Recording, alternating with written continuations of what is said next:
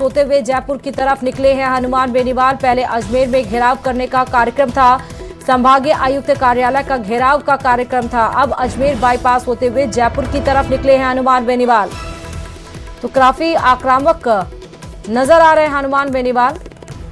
पहले जो root decide किया था, जहां पर उन्हें घेराव करना था, वहां से अपना रूट बदलकर अब सीधे जयपुर की तरफ कूच किए हैं हनुमान बेनीवाल अपने काफिले के साथ। 2 डिग्री 10-15 मिनट बाद 4.5 किसान और जवान काम करके दिखाएंगे।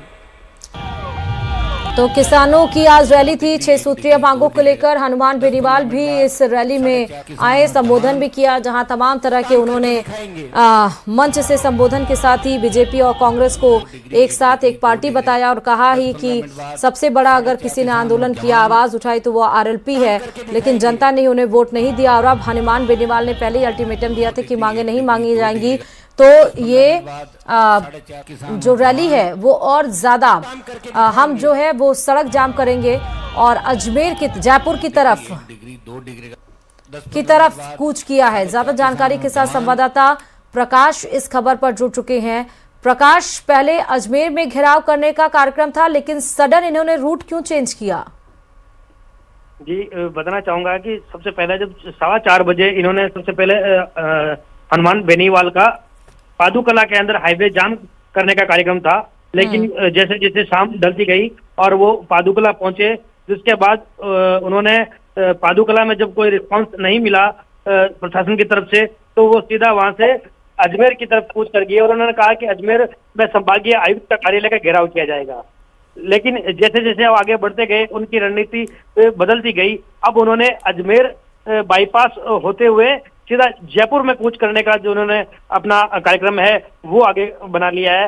इनका कहना है कि अब सीधा मुख्यमंत्री और विधानसभा का जाके वो प्रदर्शन करेंगे और अपनी मांगे मनवाएंगे। जी नहीं तो कोई फीडबैक ये मिल पाया है कि कहां तक पहुंचे हैं और पुलिस की प्रशासन की व्यवस्था यहां पर किस तरह है, जहां पर अब ये अजमेर की तरफ जयपुर की तरफ कूच कर रहे हैं?